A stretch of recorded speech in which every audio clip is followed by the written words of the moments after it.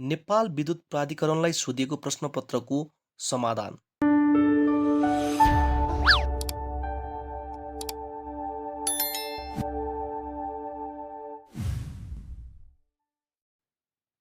प्रश्न number 1, ICC main टी20 world cup 2026 मा कति मुलुकहरू सहभागी थिए?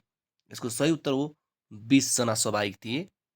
त्यसै गरी प्रश्न नम्बर 2, प्रश्न नम्बर 2 मा के भनेको छ भने फाइनेन्सियल एक्सन ट्याक्स फोर्सले नेपाललाई ग्रे लिस्टमा राख्ने निर्णय कहिले गरेको थियो?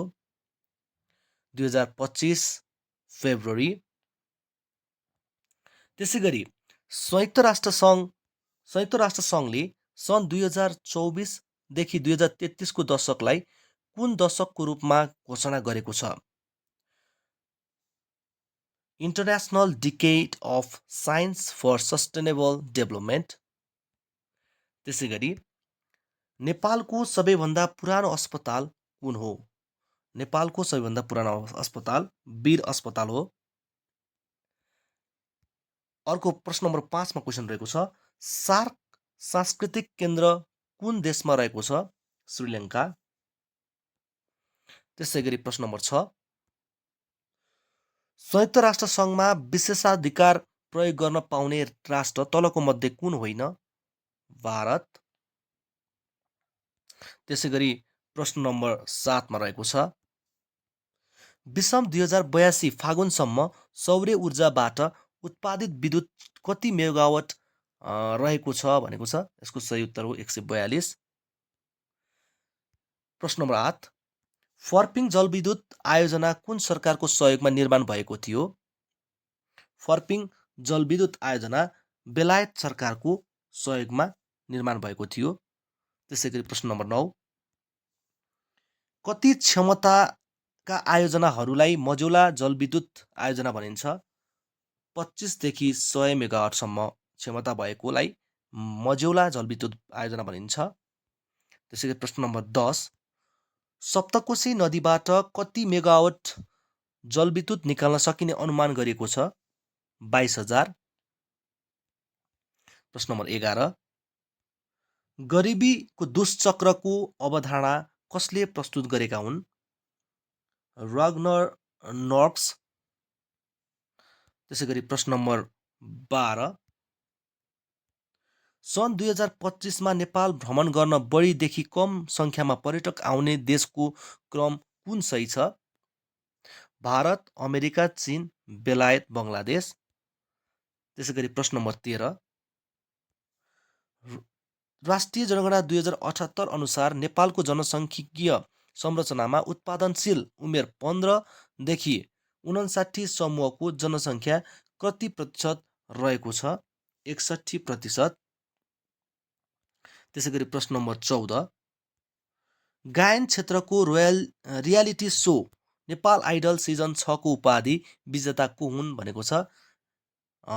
नेपाल आइडल सिजन 6 को उपाधि विजेता भनेको करण परियार हुन्।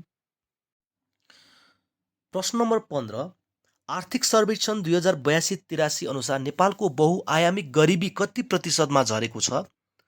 17.4। त्यसै गरी प्रश्न नम्बर 16, राष्ट्रिय जनगणना अनुसार 2078 अनुसार नेपालको हिमाली क्षेत्रमा बसोबास गर्ने जनसङ्ख्या कति प्रतिशत छ? 6.08। नेपालको कुन प्रदेशमा सबैभन्दा उच्च बेरोजगारी दर रहेको छ? मधेस। राष्ट्रिय जनगणना 2078 अनुसार सबैभन्दा बढी साक्षरता भएको प्रदेश कुन हो? बागमती। दिगो विकासको विश्वव्यापी परिभाषा कुन आयोगको सिफारिसमा भएको थियो? ब्रुटल्यान्ड आयोग। प्रश्न नम्बर 20, दिगो विकास लक्ष्यको प्रथम लक्ष्य कुन हो? गरिबीको अन्त्य। प्रश्न नम्बर 11, जर्मन बाचका अनुसार सन् 2025 मा जलवायु परिवर्तनका कारण चरम मौसमजन्य घटनाबाट प्रभावित हुने देशहरूको सूचीमा नेपालको स्थान कति रहेको छ? 69। त्यसै गरी प्रश्न नम्बर 22, तलका मध्ये कुन भनाइ ठिक होइन भनेको छ? दिएको मध्ये ठिक नभएको भनेको बौद्ध धर्मअनुसार मायादेवीलाई धनकी देवी मानिन्छ भन्ने चाहिँ गलत रहेको छ। त्यसै गरी प्रश्न नम्बर 23, नेपाललाई कहिले 14 अञ्चल 75 जिल्लामा विभाजन गरिएको थियो? नेपाललाई 2018 साल वैशाखमा चाहिँ 14 अञ्चल 75 जिल्लामा विभाजन गरिएको। आयुर्वेद शास्त्रका प्रवर्तक को हुन्? धन्वन्तरी। आग्नेय भाषा परिवार अन्तर्गत देहायका मध्ये कुन पर्दछ? आग्नेय भाषा परिवार अन्तर्गत सतार। विषम 2080 को जगदम्बा श्री पुरस्कार कसलाई प्रदान गरिएको थियो? प्राडा योगेन्द्र प्रसाद यादव। बाँसबाट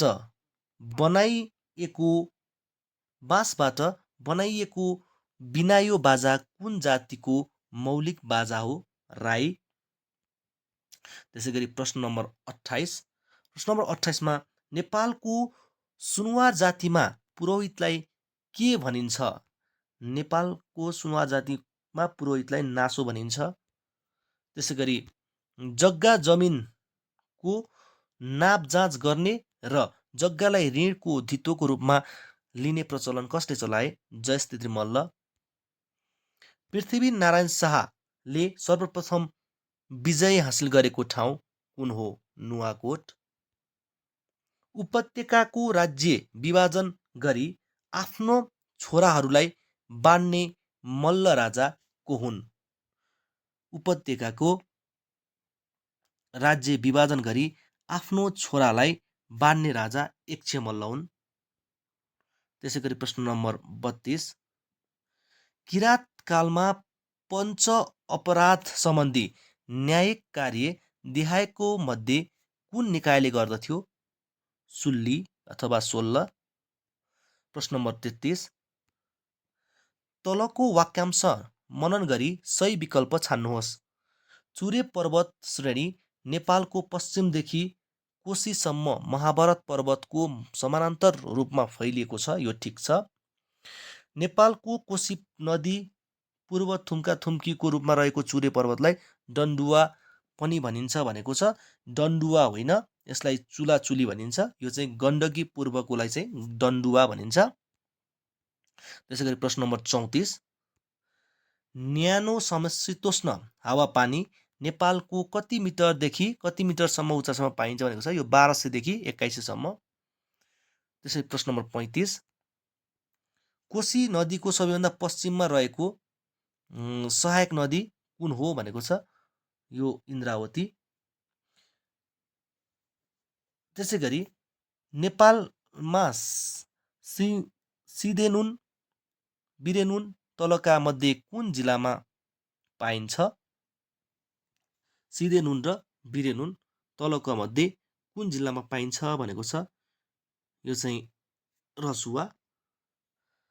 त्यसै गरी प्रश्न नम्बर 37, पृथ्वीको उत्तरी र दक्षिणी ध्रुव जोड्ने अर्धवृत्ताकार काल्पनिक रेखालाई के भनिन्छ?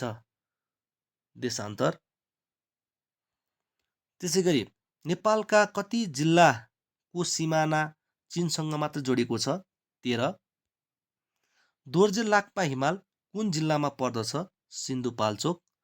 नेपालमा दास प्रथाको उन्मूलन कहिले भएको थियो? नेपालमा दास प्रथाको उन्मूलन 1981 मा भएको थियो। त्यसै गरी प्रश्न नम्बर 41, प्रश्न नम्बर 41 मा के भनेको छ भने कुनै परीक्षामा उत्तीर्ण हुन 40% अङ्क ल्याउनु पर्छ। यदि एकजना विद्यार्थीले 400 अङ्क ल्याउँदा 80 अङ्कले फेल हुन्छ भनेको रहेछ। भनेको मतलब 400 अङ्क ल्याउँदा 80 अङ्कले फेल हुनु भनेको पास अङ्क कति ल्याउनु पर्ने छ? 400 मा 80 जोड्दा 480 हैन त? 480 भनेको कति हो त? 480 भनेको कति भन्दाखेरि 40% हो। 480 भनेको 40% हो हैन त? 40% हो। त्यसो भए 1% भनेको चाहिँ कति त?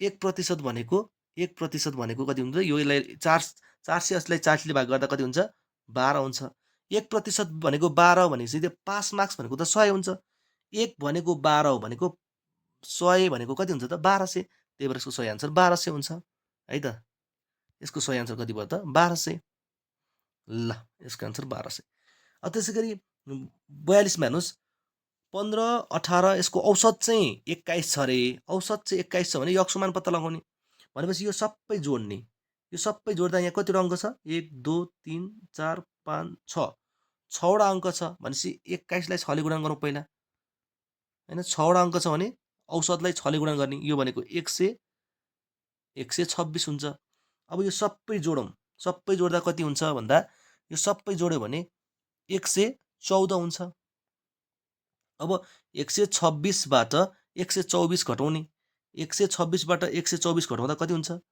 12 हुन्छ त्यही भएर आन्सर चाहिँ कति हुनुभयो त 12 ल यसको सही आन्सर 12 भयो अब जाउँ 43 नम्बरमा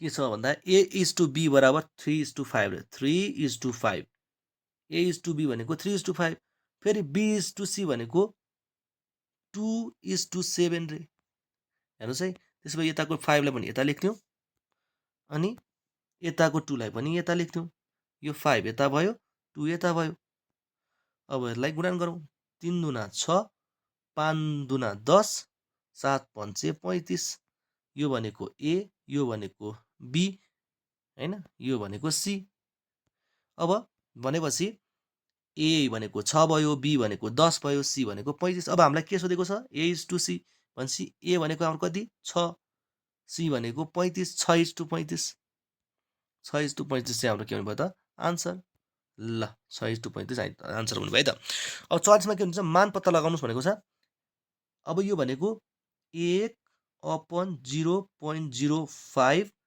भनेको यो भनेको के हुन्छ भने 100 ले मल्टिप्लाई गर्ने हो माथि र तल 100 ले मल्टिप्लाई गर्ने हो भने माथि र तल 100 ले मल्टिप्लाई गर्ने भने यो भनेको कति हुन्छ त यो भनेको 100/5 हैन त यो 100/5 भनेको 20 100/5 भनेको 20 अब हामीलाई 0.